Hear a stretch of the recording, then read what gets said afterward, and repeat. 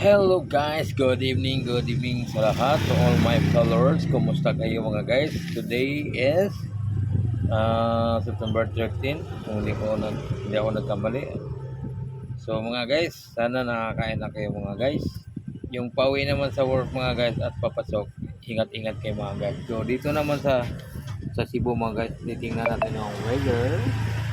So, medyo malamig ang panahon kasi kanina umulan kanina. So, sana hindi na babalik yung ulan. So, yung pauwi at papasok mga guys, ingat kayo mga guys. Luzon, Visayas at Mindanao, madulas ang daan.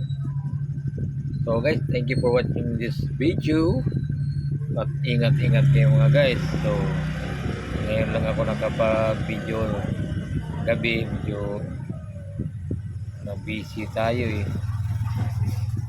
Na-busy tayo pero wala tayong earn tayong kita, diba? Kasi wala pa nagbabayad. So guys, yun lang mga guys, thank you for watching this video. So today yung mga followers ko na nag-birthday, so Visayas, Mindanao, happy birthday si Chimay, yung taga dito. Hindi ko maano yung pangalan niya, yung mabanggit-banggit yung tuong pangalan nito eh. Basta Chimay yun eh. Chimay, tawag ko doon Chimay. Chimay. Hindi na makatulong. Alam ko ang Chimay, katulong eh.